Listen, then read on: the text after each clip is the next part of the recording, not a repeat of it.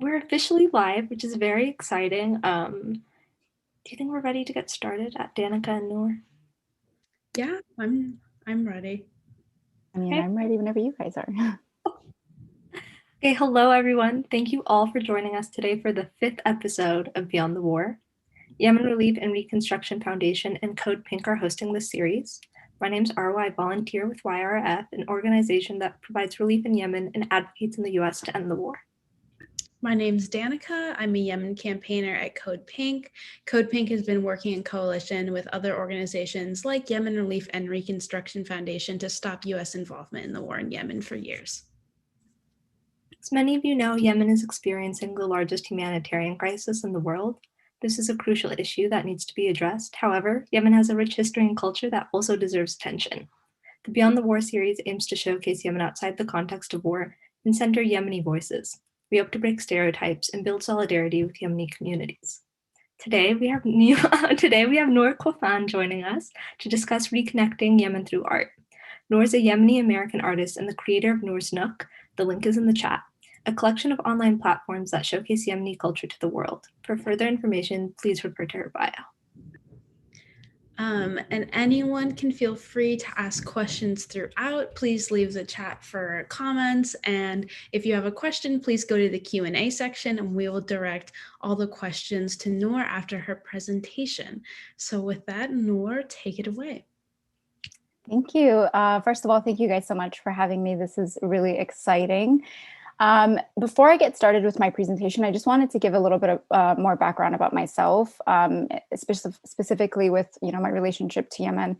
So the last time I was in Yemen was in 2005. I grew up in Yemen. I was actually born in Yemen. And so between the time that I was born up until 2005, I was really kind of back and forth. But since then, just for personal reasons, I haven't been able to visit. And then, of course, the war happened. And then it's just not really been easy to want to go back and to plan to go back. So along like the past, I don't know, 10 to 15 years, I've really been searching for different ways to connect within, my culture and my heritage. And for a lot of Yemenis or people who know Yemeni, the Yemeni community, they know that we have a rich culture and like we really hold on to that culture. So, the way that we celebrate holidays and the way that we celebrate, our traditions and weddings and celebrations. And it's very vibrant. And so it's not like I'm completely disconnected from the culture, but it was just like, I think missing actually physically being there and like being super connected to it. Prior to the crisis, when people would ask me where I was from and I'd say, I'm from Yemen, it was one of those things where they were a little bit confused, like, where's Yemen from? Like growing up when I was a kid, a lot of my teachers didn't even know where Yemen was. But if I said, south of Saudi Arabia, they were like, okay, cool, we know where Saudi Arabia is. And so like this series, I want to share the beauty of Yemen because as much as there is a crisis and it's really important that there's awareness being spread about what's happening, I don't want people to lose sight of, what is, beautiful about culture and what is rich about culture, and the traditions, and that there's so much more to Yemen. So through that, I started kind of creating art, and I actually started off by like drawing a lot of these not old portraits of old people using colored pencil. And then I started doing digital drawings, and then that's where I started finding pictures of from Yemeni photographers or just from Yemen and kind of recreating them into these pieces. So I'm going to share my screen really quick.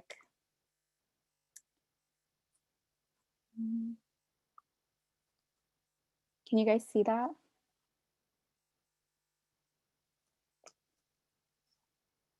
Okay, I'm going to assume you guys can see that. So yeah, it looks good. Okay, cool. So I'll start off with these two pieces. So as you can see, these are kind of images of kids. And so on to my left is this picture. It was actually a photograph by I found it online, and the photographer's name is listed at the bottom. If the photographer is known, they'll be listed. If not, if it's unknown, if someone knows who the photographer is, please let me know. But these kids, they're dancing what's called a barat dance, and it's a traditional Yemeni dance done by men, or in this case, boys, and they're holding a dagger.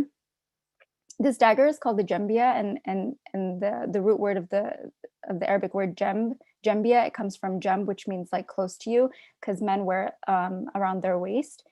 And so this dance is, there's an instrument, it's just like mainly a drum that they play, and it starts off really slow and then it kind of like picks up the tempo.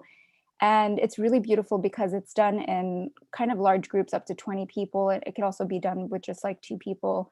It's kind of choreographed, kind of freestyled, but it's you kind of really move with the people. And it's usually performed at like special occasions, holidays, weddings, like births, stuff like that. And then onto the right, you'll see it's this girl dressed in traditional Yemeni clothing. Yemeni clothing is very colorful. We have like these textiles that are very common patterns amongst, especially when it comes to the female dress. And actually, one thing I grew up kind of confused about was the way that different regions dress. I always assumed that like Yemenis all dressed kind of the same, or at least what I was exposed to was what I thought like, oh, just it didn't matter what region you were from. Growing up in the Central Valley of California, I grew up in a very large Yemeni community. And so, you know, I had friends who were from, you know, the South, from like Hadramaut, Aden region. And I had friends who were kind of very central, like myself. And then I had, you know, close friends that were from the North, like from Sana'a. And I actually lived in Sana'a the last time I was there. And it wasn't until like more so recently that I started learning about the differences and even like the way that people dress differently regionally. Because here I saw all my friends dress in their kind of regional space, but it wasn't like I wasn't also exposed to those same types of clothing.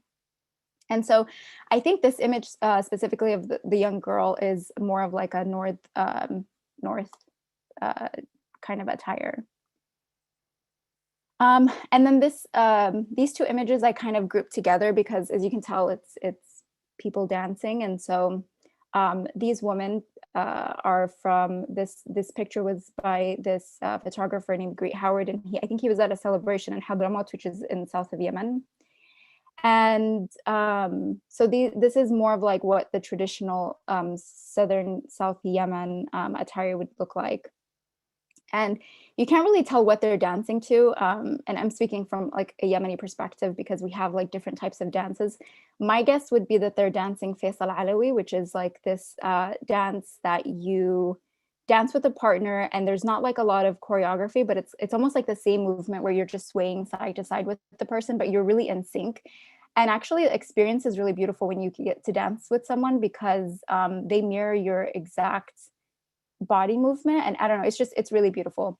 And I also really like this image because it's kind of like contrast, where you see one woman is like super dolled up and then the other one is like a lot more modest. And I think that just kind of speaks to the diversity that you can find within Yemen in different places, where I just something that I think people aren't very probably aware of. And then this image of this man, he's also dancing barat, which is what I explained earlier with the boys. And again, he's dancing with the dagger, and the dagger is a weapon, like it's a knife, but you're not really supposed to pull it out unless you're dancing. But it is something that is commonly worn by men. And like, if you go to Yemen, it's not uncommon to see, you know, men wearing this all day, every day on any occasion.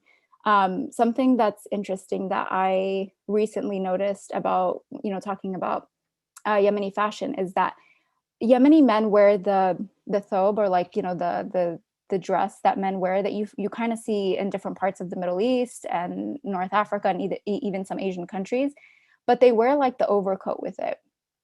And I don't really think you see that anywhere else, but it was pointed out to me recently. So every time I see this image, I just kind of sit and reflect about kind of that style and how it's really more specific to, I think, Yemenis. Okay, so these 2 images are adorable. It's the kind of theme of this slide is youth, and of course, youth are precious.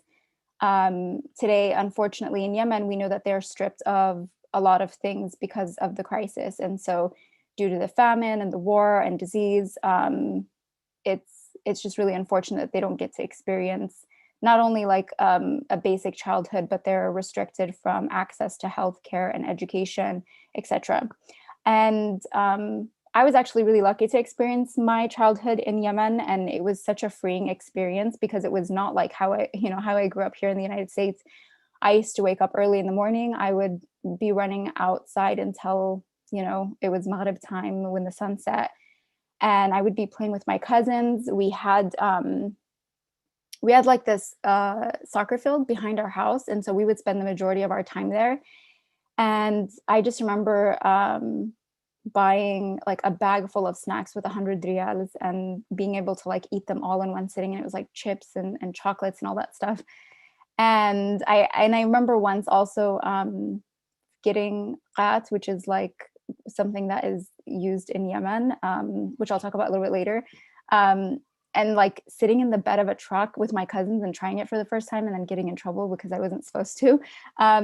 But living in Yemen and living in yes, it's a third world country. And like when I grew up there, it was still a very underdeveloped place, but it was still such a beautiful experience. And, inshallah, one day the kids of Yemen will be able to experience that as well.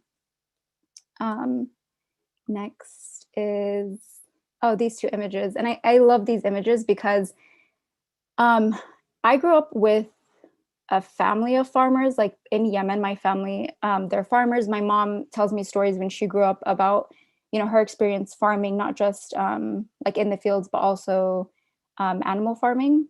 And it's funny because even where I grew up right now in California, the Central Valley, it's very much rich in agriculture, and it's one of the largest industries here. And growing up, I never thought I was going to get involved in agriculture. And today, in August, I'll be 5 years working with one of the largest ag companies here in the US and on the West Coast. And so, of course, since I kind of entered the industry, I've learned so much about it and obviously became a lot more passionate about it. So it's no surprise that I'm also now intrigued into learning more about the industry in Yemen, and like wanting to research more about the agriculture because it is one of the mainstays of the economy there. And what it would look like if there were improvements to be made into the infrastructure that could help feed the people and help feed the economy, because I imagine it's like underdeveloped in terms of labor and resources, soil, water, and then also like I had mentioned about qat, which is a mild narcotic. It's kind of taken up the resources. A lot of things have been uprooted in order to plant more qat, and it takes a lot of the irrigation water as well. You can see here with this Yemeni coffee farmer, I think he's from Jerez. Coffee is actually pretty big in Yemen, and a lot of people now have really recognized Yemen for its coffee. And I think it's just a very important commodity for the economy, and coffee in Yemen is actually very expensive. I mean, once you can get it processed and sold here in the US, but the berries are actually taken, harvested by hand, dried, and then they peel kind of the skin or the husks by hand to get the bean out. It has a long history up in Yemen's north, and the export could be huge. But like I said, the resources are very limited, unfortunately, and qat takes a lot of the water irrigation. And then next to it is a group of women who are obviously farming. And like I mentioned before, my mom played a big role in our family's farm, but like women in general play a big part in this, which now, like looking back, I kind of want to sit and learn more about it. And because she used to tell me a lot of stories about how when I was growing up, she wasn't really there sometimes because she was out in the fields working, or she was working with, whether there was cattle or sheep or whatever it was. And so just something that I would hope to like learn more about if I, inshallah, get the opportunity to visit Yemen again. And then my last slide is kind of, the theme, I guess you can say, is music. So oud is probably one of my favorite instruments. I love Yemeni music. I love listening to a lot of the old stuff that my parents grew up listening to. And actually during the pandemic, I like took my brother's oud because he plays it.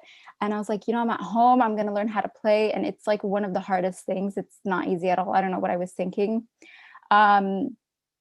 But this image on the left is a female oud player. And I just think it's such an empowering picture. Like, I just think she looks very strong, and it's very much represents, Yemeni culture. I think I mentioned before about textiles, in the clothing and in the fabric. You'll notice that some of the textiles that she's wearing is very similar, like to the one that the girl was wearing. And then on the other side, it's just a man who's also playing oud as well. And oud is actually interesting because it's not obviously just played in Yemen. There's various areas in the Middle East and North Africa as well where they play oud. But every country has its kind of distinct sound. And I learned that also Yemen's different regions has different sounds as well. And so there's actually this YouTube video online. It's by, his name is Ahmed al-Sheba. And I actually got to see him play live once. He's a oud player. He's a Yemeni-American. And I got to see him play a few years ago in the Bay Area. But he has a video where he talks about like his trip in Yemen, and he's going through different cities. And as he's talking about it, I think it's in Arabic. As he's talking about it, he's actually playing the melody or like the sound of each of those regions, highlighting some of the famous people that have came out of those places. And it's a really beautiful video if you want to see kind of like a survey of different sounds coming from Yemen. So yeah, it's really beautiful. And yeah, that's my my presentation. Thank you guys for giving me this small chance to talk about how I reconnect with, my culture during a time where I can't really visit or do much through art. Well, thank you so much. That was so beautiful. Your art is just Thank you. Stunning. It's so stunning. I am going to link Noor's Etsy shop and Instagram in the chat throughout so people can check it out. Remember to follow her on Instagram to keep up with all of this. But now we'll switch it over to questions. So if anyone has questions for Noor, please. Carrie's asking, can someone put a link in the chat of the oud playing mentioned by Noor? I think if you go YouTube my Yemen, if you look up Ahmed al-Sheba, I can spell it out. I'm pretty sure you'll find his video. It has like hundreds of thousands of views. Cool. So please use the Q&A section. Aisha has a question. You talk about farming. What are some of the products that Yemen is famous for? So coffee is definitely one of them. And we not like in Yemen, I think we're resourceful. We don't just use the bean, we also use the shell. So we have something that's called qishr, and it's basically taking the shell, roasting it, and then making a drink out of it as well. It's also very famous for ghats, which is, like I said, it's a mild narcotic. And unfortunately, it's kind of what's taking up the space and the resources. But I know that currently there's a lot of push and movement from within for people to kind of, boycott it in a lot of ways, because they see that how harmful it is, not just like the use of it, but the production of it. So I would say coffee, and honestly, the climate there, it varies in different regions. Like I know that for coffee, it needs to be kind of grown on at higher elevations, and it's usually grown like on mountainous areas. But I remember on our farm, I used to find lots of pomegranates. I think we have lots of pomegranates. The cactus fruit, I don't know what it's called officially, but it's like, we call it belasaturk, but it's like a little cactus fruit, and it comes like either purple or orange. Yeah, I think some people in the chat are probably also listing some things, but pomegranates I know are just very, very good there, because I have pomegranates here, and the company I work for also sells pomegranates, but the ones in Yemen are just really good. So yeah, but I would say, I guess, coffee and ghats, unfortunately. And honey, yeah, someone mentioned honey. There's a place in South Yemen, it's called Wadi Doan, and they're very, very well known for their honey. That's great. Also, I always think of grapes when I think of Yemen because Mm, we have over 40 types, like yes. insane diversity of grapes, sorry. But speaking of diversity, in your presentation, you really talk about how much diversity there is within Yemen. How do you incorporate that Yemeni diversity into your art?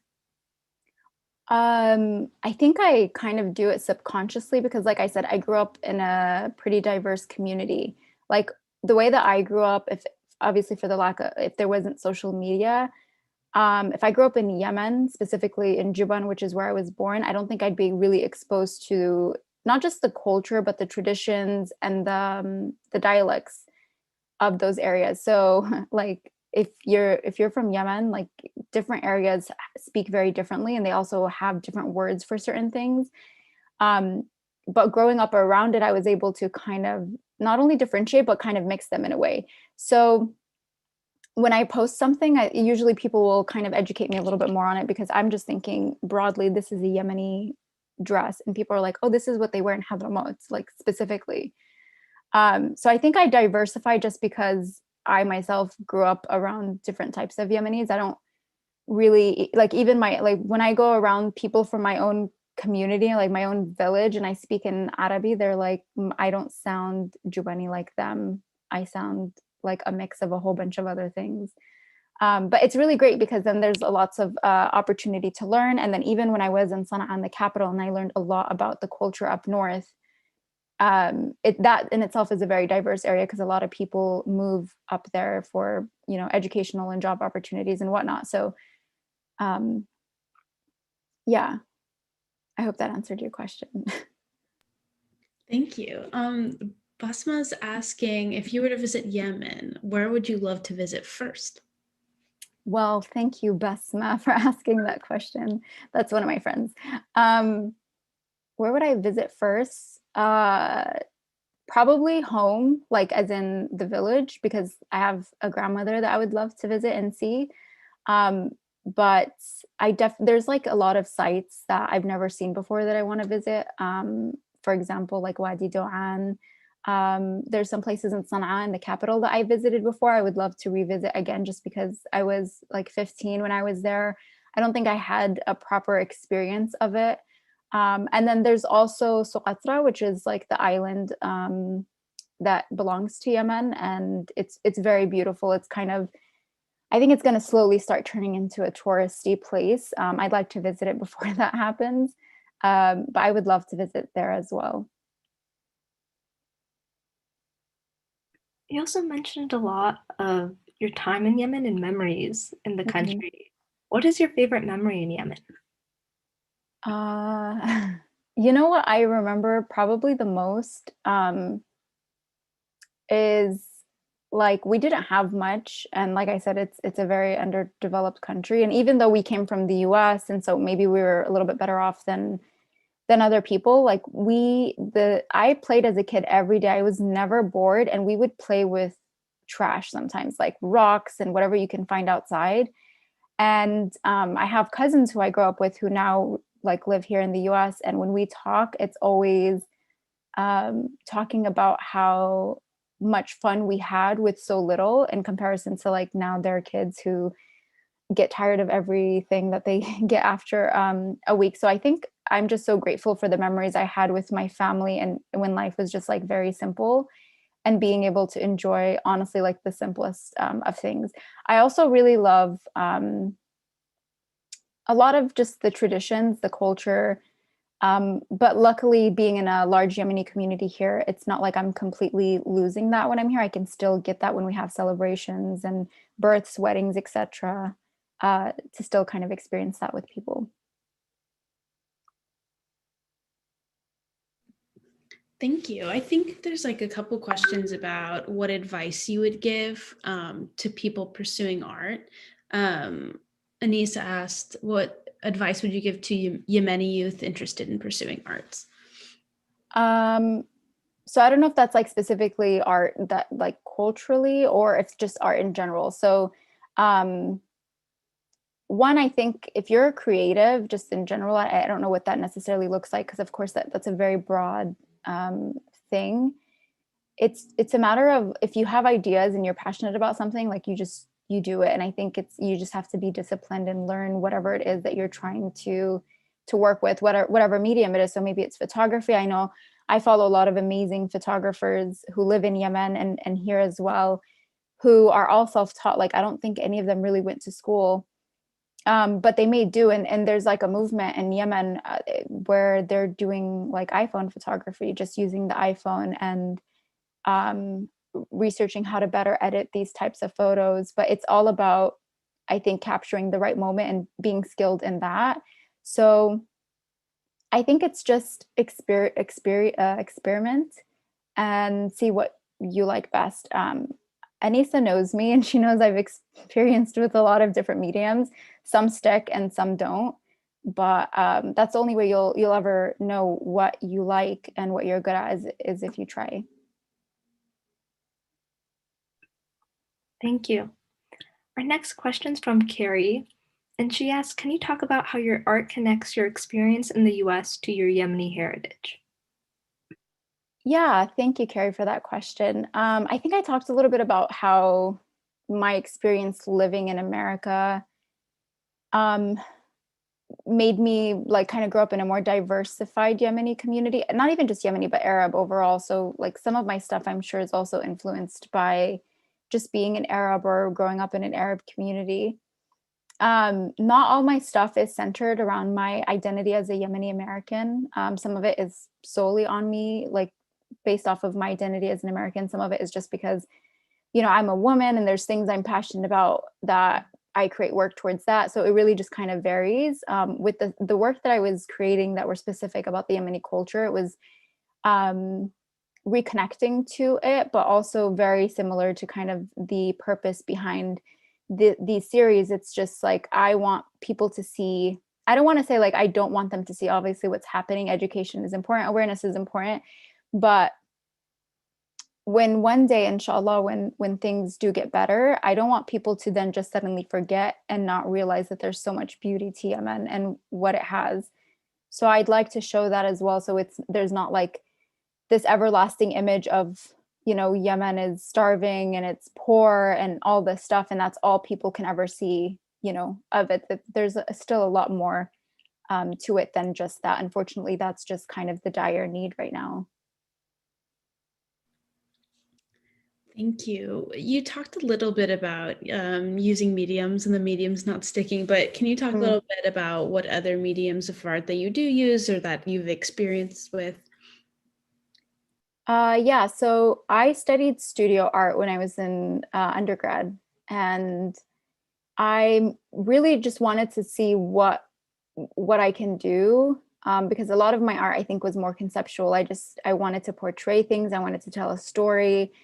And so I remember I think I took a sculpture class, didn't do very well in it. It was not my thing. But what did stick was, I think, painting. I pretty much started off using, whether it was acrylic or oil, but like kind of, you know, traditional paint on canvas. And then I've used, you know, pencil, charcoal, colored pencil. But more recently, I've just really been enjoying digital work. And I never went into digital work before, when, you know, like people use Adobe Illustrator or some kind of like tablet on a computer. And I never liked that. I did try it, I didn't like it. But when the iPad came out and the iPad pencil, it was just super easy. I was really drawn to it. And then I realized I could create things and then I didn't have a mess to clean up. So then I was like really excited to just be able to create anytime. But I will say that there is still something very special and something I miss when it comes to like the old, messy, traditional, smelly, you know, oil, turpentine, all that stuff. I love that. It's just, unfortunately, I don't have the time to put into that. So for right now, it's mostly digital creations.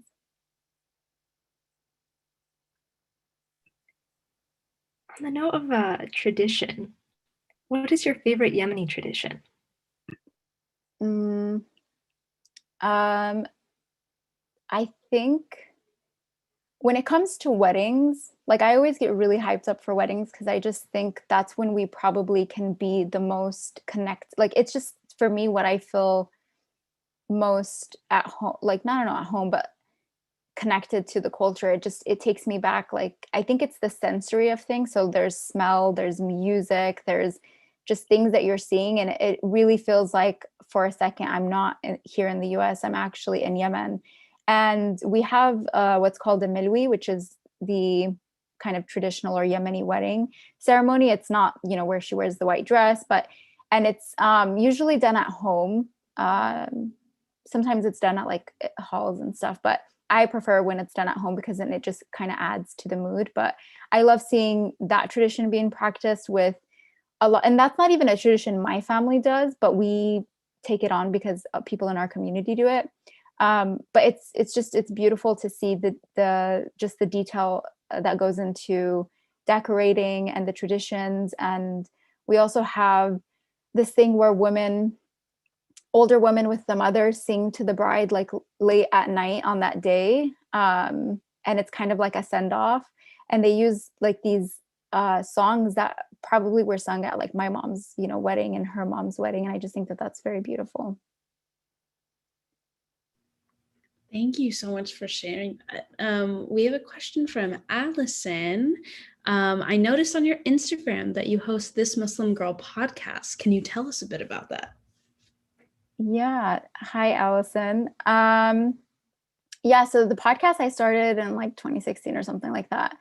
And I remember when I first started, there was no like, hey, anyone could just like grab a mic, record something and upload it. So I was like, oh, do I have to like go through an approval process, which you kind of do. But at that time, I just really wanted to create a platform for female voices. And it wasn't specific to just Yemenis. It was Muslim women. And because here I was like constantly at these gatherings and sitting with my friends and talking on the phone for hours, talking about these things, wanting to see change in our communities, not just our Muslim communities, but like the greater public, like when we're at work, when, we're out in the street, when we're in the park, not really sharing those experiences with people.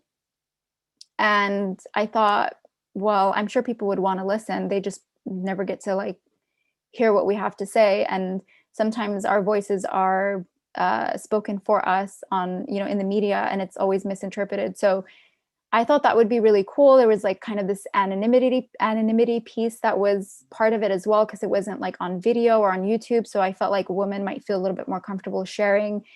And yeah, it's something I still continuously do. It's not as consistent as I would like it to be, but I've met some amazing women through that platform and have made really great relationships and been able to share a lot of different stories. So yeah, you can find the podcast on iTunes and Spotify. I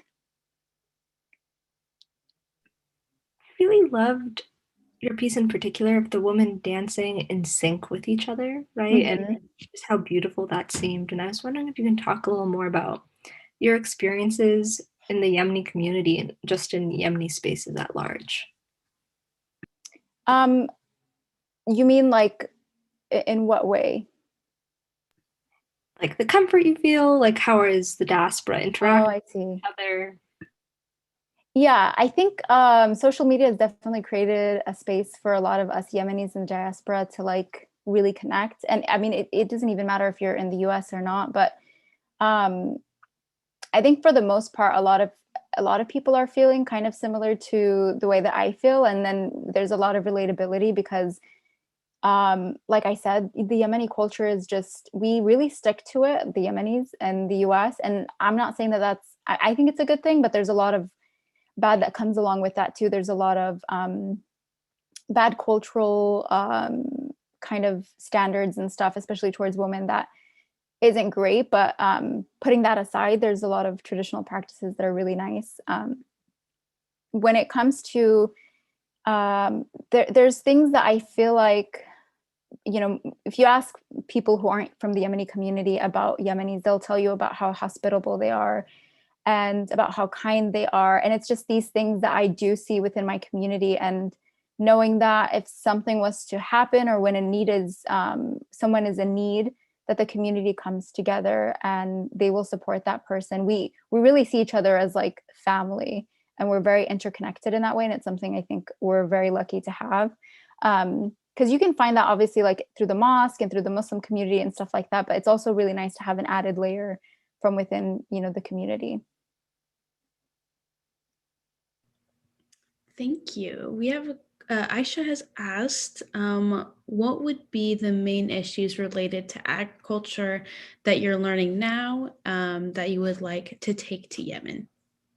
That's a good question. So I think the first thing is education. So, I mean, I'm not going to claim that I'm more educated than the people who have learned about agriculture through practice and through generational knowledge. But I think that there's better practices, more sustainable practices. I think water is a huge thing. I mean, water is an issue here in California in general, and it's something that is constantly, people are trying to be more resourceful when it comes to water. I think there's irrigation processes that can be improved in Yemen that could help make things more sustainable.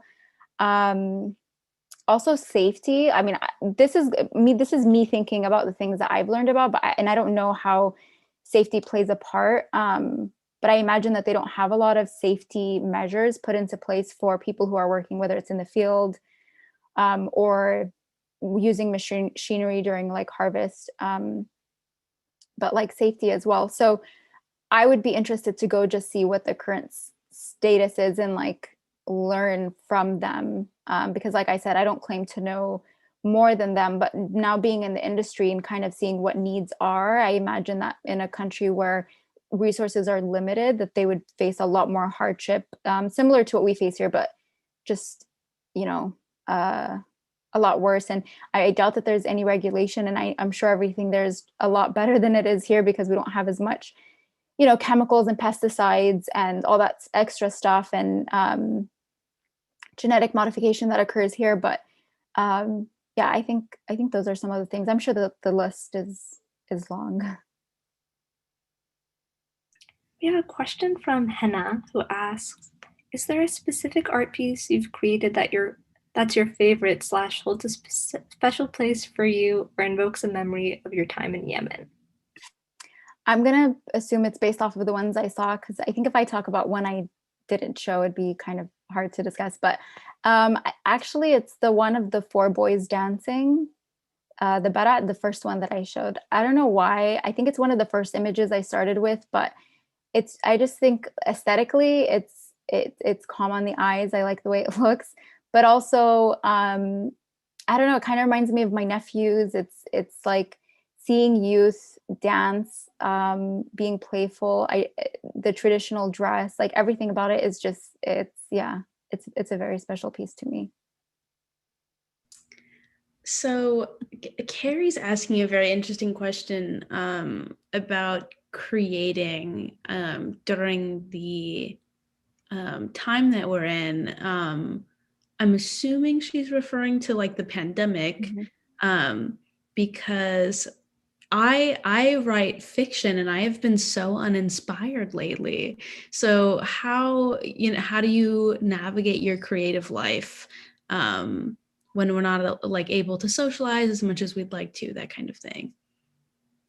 Yeah, it's interesting because for me, that wasn't the issue until like recently. I've actually feel like I've hit a creative block. At the beginning, I was super motivated because I'm such a busy person. And so sometimes to find that time to be able to go and find the time to sit and actually, I don't like starting something and not ending it. It's a bad habit, but like I have to sit and kind of do like 90% of it.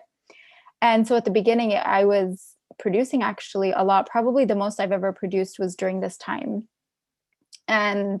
But more recently, I think as we're just really becoming more comfortable with the new normal, even though now we're just kind of transitioning back out, I don't know, I feel like I've lost a lot of, not creativity, but like the discipline to sit and do it. Because now it's just, I find that I get easily distracted by things. And I'm just okay with that, because another focus of mine during this time has been mental health and just really being gentle with myself and not feeling like if I'm not super productive on creating or whatever it is, that I'm going to be hard on myself. So yes, it can be hard. And sometimes we have like these waves of, just so much energy and motivation, and then it can, fizz out really quickly. but I'm okay with that. So when I'm in the mood, like I sit and I enjoy it. And when I'm not, it's okay as well. I think the last time I posted something was actually a few days ago or like a week ago, but even that was created a while back, but I've not really consistently produced or posted in quite some time. Kind of on a similar vein, but what are some of the challenges you've encountered as you create art during a humanitarian crisis and a war?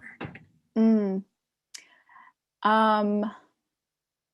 So specifically to the work, so I'll answer this question specifically to the work that I do that pertains to Yemen. And this is actually something I've more recently kind of had a wake up kind of moment or wake up call.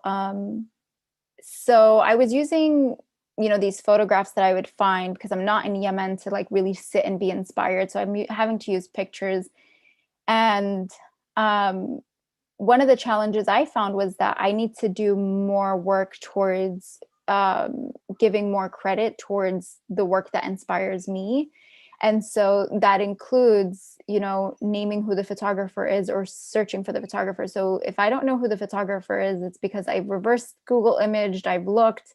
I follow this Twitter page that posts nothing but pictures of Yemen. And that's sometimes where I find it, or someone will send it to me and then I can't find who the photographer is. But I think it's just been to acknowledge the owner of, that work, especially if they are in Yemen. I don't want to overshadow them just because I'm here and I have access to like more people to see my work and not, honor their work that they put forth that inspired my work. So I think that's been one of the challenges, is just being more diligent with making sure that I give credit where credit is due. But I mean, ideally, if there wasn't a war, I would like to be there and actually get to experience it and photograph it myself. And I didn't talk about this, but actually I do or did photography, videography. I was really into that for some time as well. So if I, inshallah, do get to go back, I would love to take a camera with me and shoot. And yeah. That's amazing. Thank you. What do you think are other ways to celebrate Yemeni traditions and beauty with the rest of the world? So social media is great because I've met people who celebrate that in many different ways. So for example, I have a friend who her name is Amjad and she's a cook, and she has like a whole cookbook that's literally like a lot of Yemeni food. So I know a lot of people who follow her. Not that most of her content that she posts is Yemeni food, but she does have a cookbook, and she's very much shares a lot about her culture, her heritage, her experience. And I think that's a beautiful way. So like, I think everyone has their own thing that they're really attached to. So like I have, art, she has that. Ahmed Sheba has, music through Oud. It just really depends what that creative outlet is. I know that there's poets and writers. There's, every kind of creative field that you can think of. I think there's different ways that they use that medium for them to either reconnect or storytell or share with the world the experience that they have, which I think is nice too, because the Yemeni culture specifically towards women, it seems to like shelter a lot. Like in Yemen, women traditionally wear the niqab. They're also very, you don't really find a lot of Yemeni women out in the public space. And it's kind of changed now. But like maybe 10 years ago, it would have been very different. So it's nice that people get to have a little bit more insight into the culture and traditions, especially from like a woman's perspective. Yeah, I think in the series, one of the things we've been impressed by is just like all the outstanding Yemeni artists and all the cool stuff they're doing. And it's a lot of women who are really involved in this work, and breaking stereotypes and barriers. And before we wrap up, we like to end with a gin story. If you my God. this is the moment. Yeah, who doesn't have a gin story, right? Arwa, have you ever been to Yemen? Yeah, I used to go every summer before. So I'm sure you have one too. We didn't really do gin stories in my house. Oh. Disappointing. See, it was not, you weren't like living in Yemen if you didn't tell gin stories when the electricity went off and you were sitting around with candles. either waiting for it to go back on or to go to sleep. But oh my God, jinn stories. There's so many. And honestly, like I was the type of person, I'm such a like paranoid person that after hearing it, I couldn't sleep. So then I'd start thinking like I'm totally having my own experience with, jinn. But I don't know, it's always like those weird ones. I don't know of one specifically, but like where it's like a male jinn who possesses a girl because he like loves her or something like that. It's always like these weird things. And sometimes I feel like people like elders use jinn stories to scare kids straight. Like, don't do this because someone did this and they had like a jinn and all that stuff. And it just kind of scares you. It really does work though, because I think it worked on me as a kid. I was super scared. But yeah, I don't know of one specifically, but definitely there's always ones where it's like, if you don't do this, then, the jinn's going to come for you.